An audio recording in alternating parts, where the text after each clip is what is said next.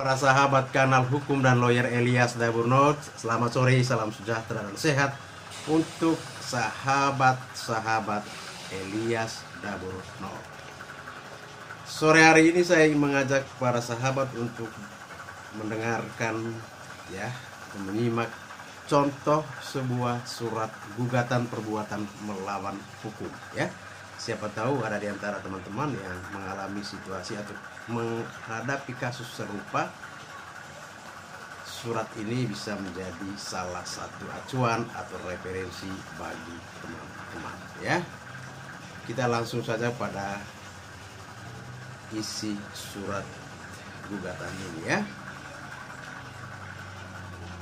Gugatan antara PT X ya, sebuah perusahaan swasta nasional yang bergerak di bidang konstruksi selaku penggugat melawan kelompok kerja pemilihan BP2JK wilayah Sumatera, Balai Pelaksanaan Pemilihan Jasa Konstruksi, Direktorat Jenderal Kementerian selaku tergugat 1.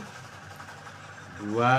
PT Bank X selaku tergugat 2 ya. Jakarta 3 Desember 2020. Para yang terhormat Ketua Pengadilan Negeri Jakarta Selatan, perihal gugatan perbuatan melawan hukum ya, dengan hormat kami yang bertanda tangan di bawah ini 1 ya, para pengacara masing-masing adalah advokat garing advokat magang pada kantor hukum X. Dalam hal ini bertindak untuk dan atas nama PT X, suatu perseroan terbatas yang didirikan berdasarkan hukum Republik Indonesia, berdomisili di kantor dalam hal ini memilih domisili hukum di kantor kuasa hukumnya di atas, untuk selanjutnya disebut penggugat. Penggugat dengan ini mengajukan gugatan perbuatan melawan hukum terhadap Pokja ya, 1 ya, Pokja pemilihan BP2JK wilayah Sumatera ya, dan seterusnya sebagai tergugat 1. 2. PT Bank X selaku tergugat 2. Adapun dasar-dasar dan alasan-alasan diajukannya gugatan perbuatan melawan hukum ini adalah sebagai berikut. Ya, pada poin pertama kita menguraikan terlebih dahulu atau menjelaskan kompetensi pengadilan yang menangani perkara ini. Karena ini penting sekali ya teman-teman. Jadi dalam video sebelumnya saya sudah menerangkan jenis-jenis pengadilan di Indonesia. Jangan sampai gugatan perbuatan melawan hukum kita ajukan ke pengadilan agama atau ke pengadilan tata usaha negara ya. Ini kita harus perhatikan. Pengadilan Negeri Jakarta Selatan berwenang ya, itu pengadilan negeri ya. Pengadilan Negeri Jakarta Selatan berwenang memeriksa perkara 1. Bahwa ketentuan butir 6 garansi bank menyatakan segala hal yang mungkin timbul sebagai akibat dari garansi bank ini, masing-masing pihak memilih domisili hukum yang umum dan tetap di kantor Pengadilan Negeri Jakarta Selatan. Lihat bukti P3. 2. Bahwa berdasarkan ketentuan butir 6 garansi bank tersebut, maka Pengadilan Negeri Jakarta Selatan berwenang memeriksa perkara aku ya, perkara tersebut. 3. Bahwa penggugat adalah peserta tender paket pekerjaan preservasi jalan ya, wilayah X ya, satu daerah di Sumatera, bukti P1 yang diselenggarakan oleh tergugat 1 ya. Bukti P2. Bahwa tergugat 2 adalah bank yang menerbitkan jaminan penawaran untuk kepentingan penggugat berupa garansi bank nomor ... tanggal 2020 perubahan keempat tanggal 5 Agustus 2020 sejumlah Rp4.059.380 pada pekerjaan preservasi jalan kota ... di Provinsi Sumatera Utara.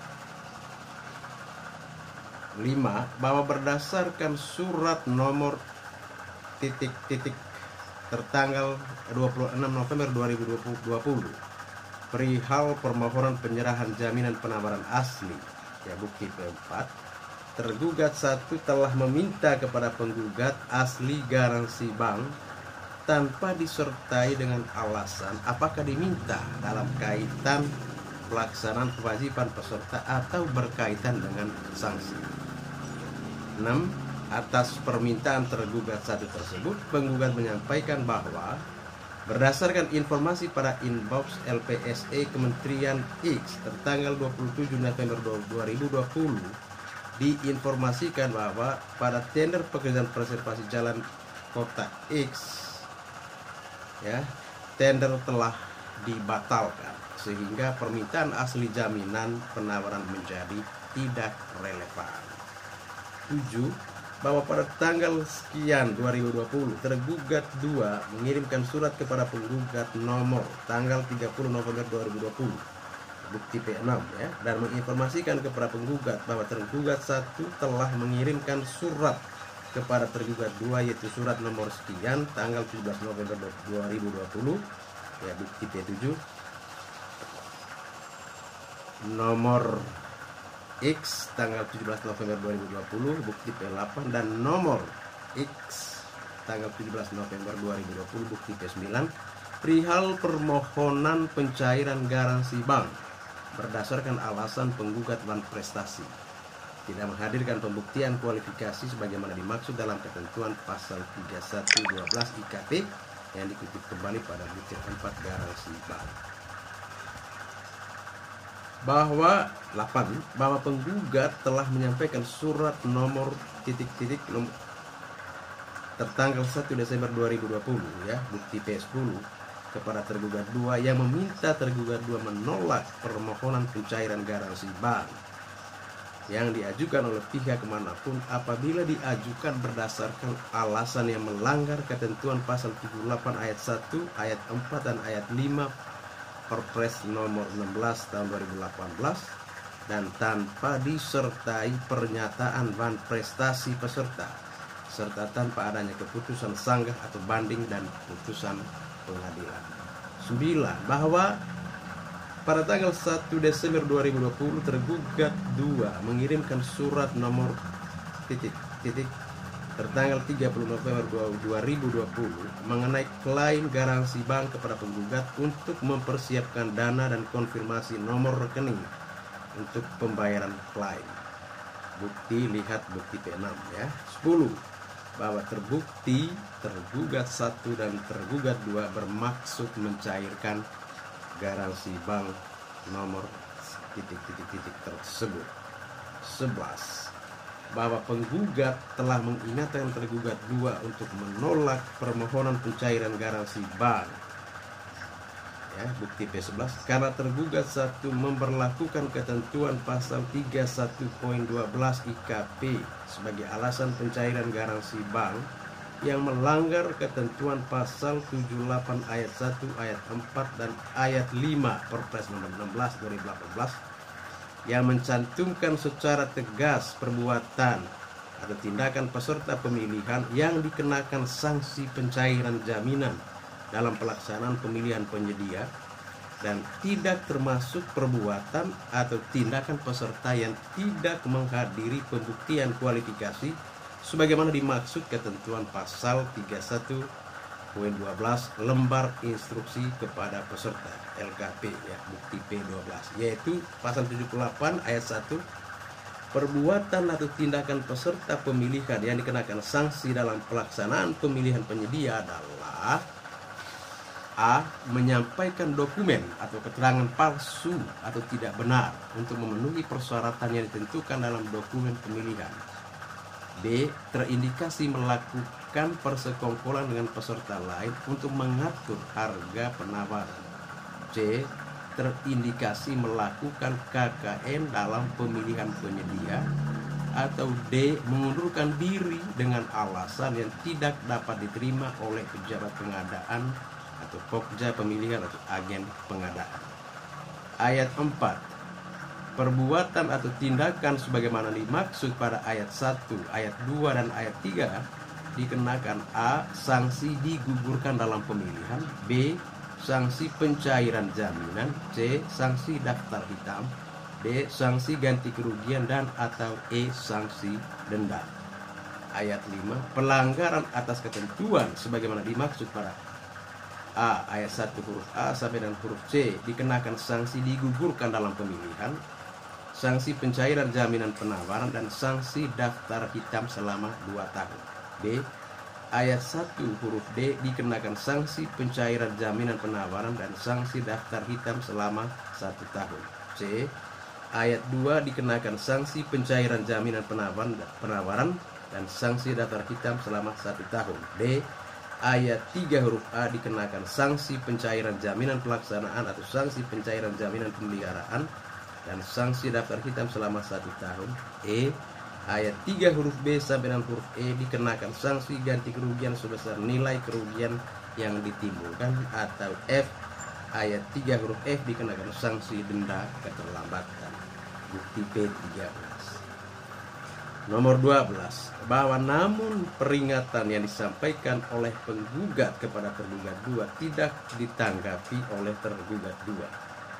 13, bahwa selain itu berdasarkan surat penggugat nomor ...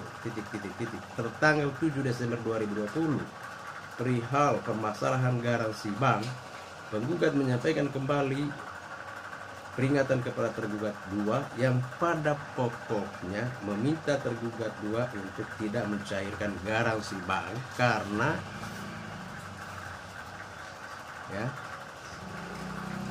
dalam surat itu kami perlu menyampaikan ketentuan bank garansi menyatakan ternyata sampai batas waktu yang ditentukan, namun tidak melebihi tanggal batas waktu berlakunya garansi bank ini tidak memenuhi ketentuan, yaitu butir 4 tidak hadir dalam klarifikasi dan atau verifikasi kualifikasi dalam hal sebagai calon pemenang dan calon pemenang cadangan 1 dan 2 dengan alasan yang tidak dapat diterima.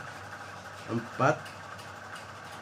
bahwa kami menyampaikan tidak pernah ditetapkan atau diinformasikan oleh Pokja mengenai kedudukannya selaku calon pemenang dan calon pemenang cadangan 1 dan 2 sehingga tidak memenuhi persyaratan ketentuan butir 4 tersebut. Bukti P14. Lalu nomor 14, bahwa namun peringatan yang disampaikan oleh penggugat kepada tergugat 2 tersebut pada butir 14 tidak ditanggapi oleh tergugat 2. 15, bahwa syarat sahnya perjanjian berdasarkan ketentuan KUH Perdata menyatakan pasal 1320 supaya terjadi persetujuan yang sah perlu dipenuhi 4 syarat. 1, kesepakatan mereka yang mengikatkan dirinya. 2, kecakapan untuk membuat suatu perikatan. 3, suatu pokok persoalan tertentu. 4, suatu sebab yang tidak terlarang. 16, bahwa butir 4 garansi bank nomor X menyatakan ternyata sampai batas waktu yang ditentukan, namun tidak melebihi tanggal batas waktu berlakunya garansi bank ini tidak memenuhi ketentuan, yaitu 1, terlibat korupsi, kolusi, dan nepotisme KKN. 2, menarik kembali penawaran selama dilaksanakannya tender. 3, tidak bersedia menambah nilai jaminan pelaksanaan dalam hal sebagai calon pemenang dan calon pemenang cadangan 1 dan 2 harga penawarannya di bawah 80% HPS.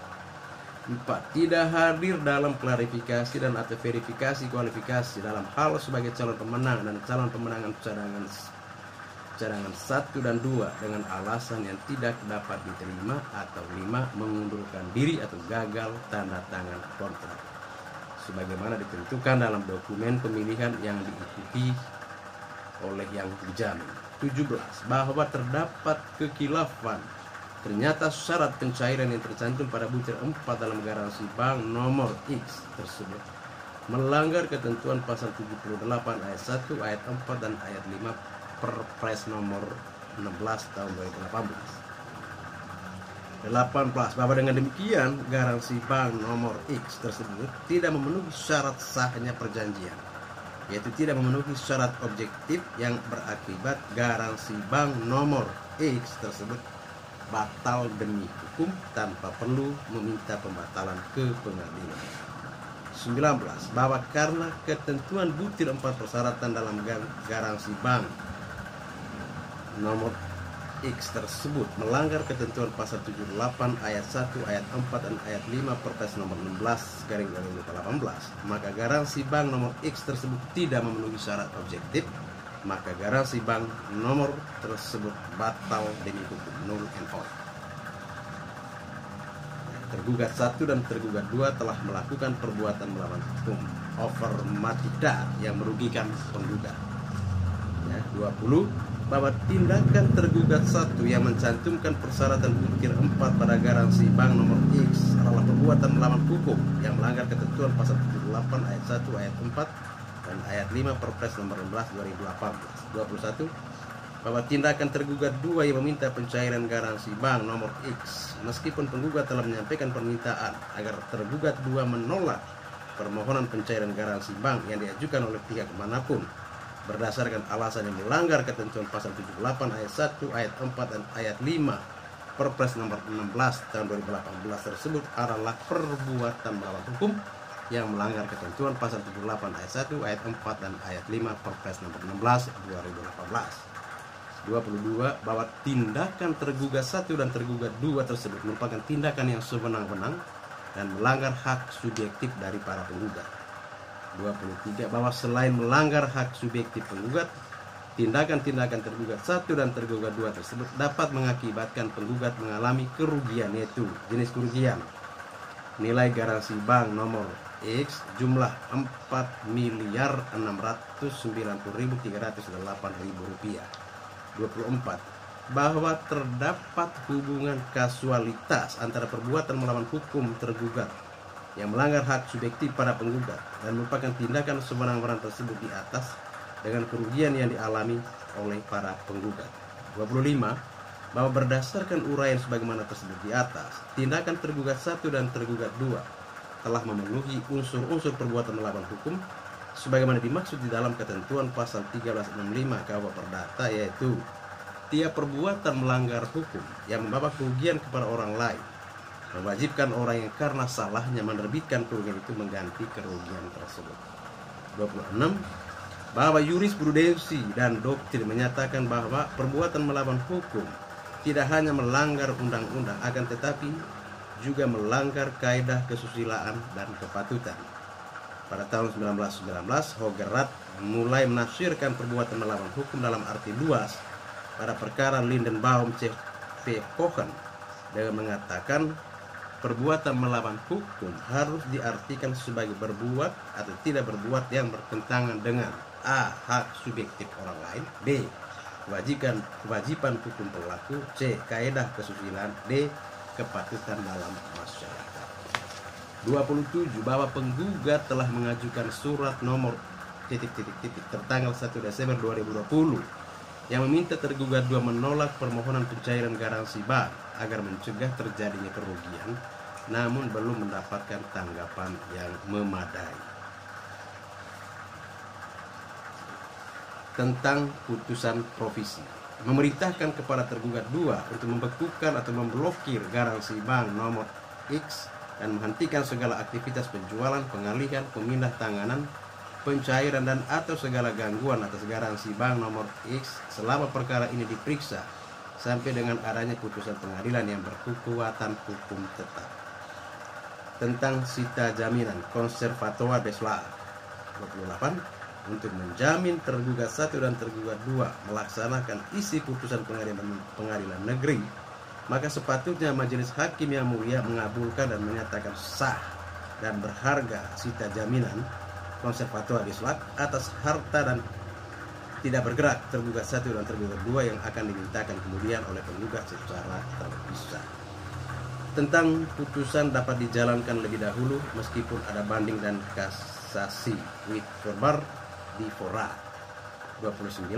Oleh karena gugatan ini disertai dengan fakta-fakta yang tidak dapat disangkal lagi kebenarannya, maka penggugat mohon agar putusan dalam perkara akuo dapat dilaksanakan terlebih dahulu meskipun ada verset, banding maupun kasasi. Berdasarkan hal-hal yang telah para penggugat kemukakan di atas, Mohon agar majelis hakim yang mulia berkenan memutus sebagai berikut. 1. Menerima gugatan penggugat untuk seluruhnya. 2. Menyatakan tergugat 1 dan tergugat 2 telah melakukan perbuatan melawan hukum. 3. Menyatakan garansi bank nomor X tanggal 10 Juli 2020, perubahan keempat tanggal X 2020 sejumlah Rp4.659.380.000 pada pekerjaan preservasi jalan BTS Kota X ya, batal demi hukum. 4. Menyatakan penggugat mengalami kerugian akibat perbuatan melawan hukum tergugat 1 dan tergugat 2 sejumlah Rp4.659.380.000. 5. Menghukum tergugat 1 dan tergugat 2 untuk membayar ganti rugi kepada penggugat sejumlah Rp4.659.380.000. 6. Menyatakan sah dan berharga sita jaminan yang telah dilaksanakan. 7. Menyatakan putusan ini dapat dilaksanakan terlebih dahulu meskipun ada banding dan kasasi. Jika majelis hakim yang mulia berpendapat lain, mohon keputusan yang seadil-adilnya. Ex Aku Ibon. Hormat kami, kuasa hukum penggugat, kantor hukum Lex Veritas and Partners.